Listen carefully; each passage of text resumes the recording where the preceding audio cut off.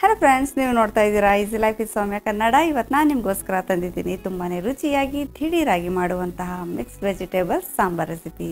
ಹಾಗಾದರೆ ಬನ್ನಿ video start ಮಾಡೋಣ. ಮೊದಲಿಗೆ ನಾನಿಲ್ಲಿ 3/4 ಕಪ್ ತೊಗರಿಬೇಳೆನ ಪ್ರೆಷರ್ ಕುಕ್ಕರ್ಗೆ ಹಾಕೋತಾ ಇದ್ದೀನಿ. ಈಗ ಇದನ್ನು ಒಂದ್ಸಲ ತೊಳ್ಕೊಳ್ಳೋಣ. ಇವಾಗ ಇದಕ್ಕೆ ಎಷ್ಟು ಬೇಕೋ ಅಷ್ಟು ನೀರು ಸೇರಿಸ್ಕೊಳ್ಳೋಣ. ಒಂದು 2ರಿಂದ 2.5 ಕಪ್ ನೀರು ಹಾಕೊಂಡ್ರೆ ಸಾಕು.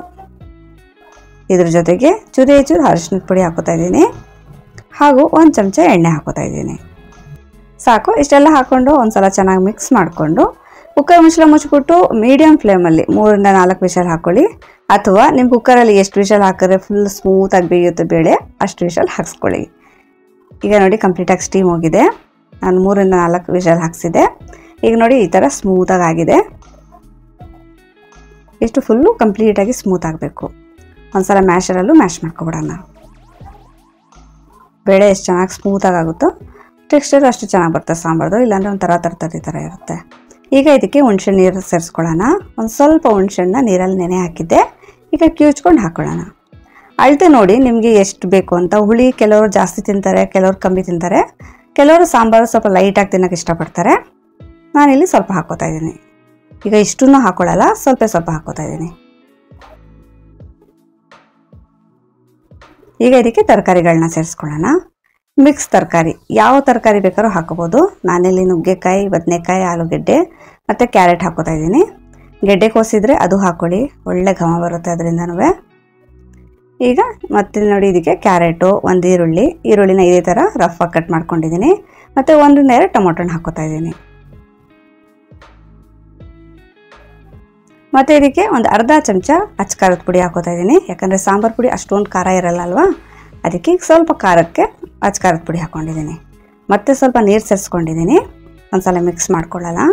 ಈಗ ಉಪ್ಪು ಹಾಕೋತಿಲ್ಲ, ಉಪ್ಪು ನೆಕ್ಸ್ಟ್ ಆಮೇಲೆ ಹಾಕೋತೀನಿ.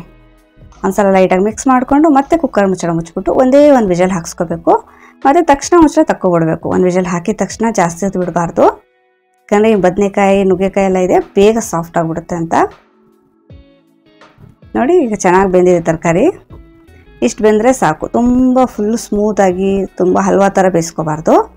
ಅದಕ್ಕೆ ತಕ್ಷಣ ಒಂದು ವಿಷಲ್ ಆಗಿದ ತಕ್ಷಣ ತಕ್ಕೊಬಿಡ್ಬೇಕು. ಇವಾಗ ಇದಕ್ಕೆ ರುಚಿಗೆ ತಕ್ಕಷ್ಟು ಉಪ್ಪು ಮತ್ತು ಸಾಂಬಾರು ಪುಡಿ 2 ಟೇಬಲ್ ಸ್ಪೂನ್ ಹಾಕೋತಾ ಇದ್ದೀನಿ. ನೀವು ಸಾಂಬಾರು ಪುಡಿ ನೋಡ್ಕೊಂಡು ಹಾಕ್ಕೊಳ್ಳಿ. ಸ್ಟ್ರಾಂಗ್ ಇದ್ದರೆ ಸ್ವಲ್ಪ ಕಮ್ಮಿ ಹಾಕ್ಕೊಳ್ಳಿ, ತುಂಬ ಲೈಟ್ ಆಗಿದ್ರೆ ಜಾಸ್ತಿ ಹಾಕೋಬೋದು.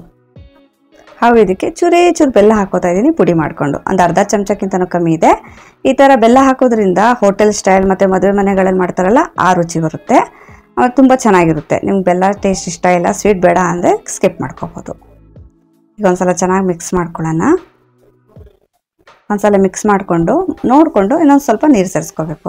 ಯಾಕಂದರೆ ಮತ್ತೆ ಇದನ್ನು ಕುದಿಸ್ಕೋಬೇಕು. ಮತ್ತೆ ಸಾರು ಗಟ್ಟಿ ಆಗಿಬಿಡುತ್ತೆ. ಮತ್ತು ತಣ್ಣಗೆ ಆಗ್ತಾ ಇನ್ನೂ ಗಟ್ಟಿ ಬಂದ್ಬಿಡುತ್ತೆ. ಸೊ ಇನ್ನೊಂದು ಸ್ವಲ್ಪ ನೀರು ಸೇರಿಸ್ಕೊಂಡಿದ್ದೀನಿ. ಇವಾಗ ಇದನ್ನು ಗ್ಯಾಸ್ ಮೇಲೆ ಇಟ್ಬಿಟ್ಟು ಹೈ ಫ್ಲೇಮಲ್ಲಿ ಒಂದು 5 ನಿಮಿಷ ಕುದಿಸ್ಕೋಬೇಕು. ಫುಲ್ ಚೆನ್ನಾಗಿ ಕುದಿ ಬರಬೇಕು. ಇವಾಗ ಇದು ನೋಡಿ ಚೆನ್ನಾಗಿ ಕುದಿ ಬರ್ತೈತೆ. ಮತ್ತು ಕಲರ್ ನೋಡಿ ಎಷ್ಟು ಚೆನ್ನಾಗಿ ಬಂದಿದೆ. ಟೆಕ್ಸ್ಚರು ಕರೆಕ್ಟಾಗಿದೆ. ಇದು ತಣ್ಣಗೆ ಆಗ್ತಾ ಇನ್ನೊಂದು ಸ್ವಲ್ಪ ಗಟ್ಟಿ ಬರುತ್ತೆ. ತುಂಬ ಗಟ್ಟಿ ಬೇಕು ಅಂದರೆ ನೀವು ಸ್ವಲ್ಪ ನೀರನ್ನ ಕಮ್ಮಿ ಹಾಕ್ಕೊಳ್ಳಿ. ನಮಗೆ ಇದೇ ಥರ ತೆಳ್ಳಗೆ ಸ್ವಲ್ಪ ಬೇಕು ಅದಕ್ಕೆ. ಈಗ ಸಾರು ರೆಡಿಯಾಗಿದೆ. ಈಗ ಇದಕ್ಕೊಂದು ಒಗ್ಗರಣೆ ಹಾಕ್ಕೊಳ್ಳೋಣ. ಒಗ್ಗರಣೆ ಹಾಕೊಳ್ಳೋಕ್ಕೆ 1-2 ಸ್ಪೂನ್ ಎಣ್ಣೆ ಹಾಕ್ಕೊಂಡಿದ್ದೀನಿ.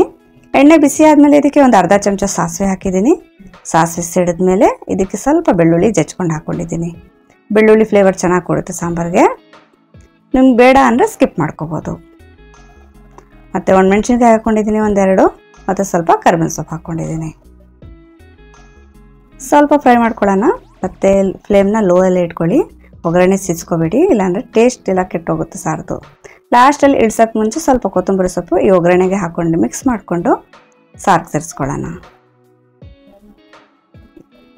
ಈಗ ಒಂದ್ಸಲ ಮಿಕ್ಸ್ ಮಾಡಿಕೊಂಡ್ರೆ ರುಚಿಯಾಗಿ ವೆಜಿಟೇಬಲ್ ಸಾಂಬಾರು ರೆಡಿ ಆಗುತ್ತೆ. ನೋಡಿ, ಈ ಸಾಂಬಾರಿಗೆ ಏನು ರುಬ್ಬ ಹಾಕಿ ಮಾಡಿಲ್ಲ, ದಿಢೀರಾಗೆ ಮಾಡಿದ್ದೀವಿ. ಮತ್ತು ತುಂಬ ಚೆನ್ನಾಗೂ ಇರುತ್ತೆ. ಇದನ್ನು ನೀವು ನಿಮ್ಮ ಸ್ಪೆಷಲ್ ಡೇಗಳಲ್ಲಿ, ಪಾರ್ಟಿಗಳಲ್ಲಿ, ಫಂಕ್ಷನ್ ಟೈಮಲ್ಲಿ ಮಾಡ್ಬೋದು. ತುಂಬಾ ರುಚಿಯಾಗಿರುತ್ತೆ. ಇವತ್ತಿನ ವಿಡಿಯೋ ನಿಮ್ಗೆ ಇಷ್ಟ ಆದರೆ ಪ್ಲೀಸ್ ನನ್ನ ಚಾನಲ್ನ ಸಬ್ಸ್ಕ್ರೈಬ್ ಮಾಡ್ಕೊಳ್ಳಿ. ವಿಡಿಯೋನ ಲೈಕ್ ಮಾಡಿ. Thank you for watching.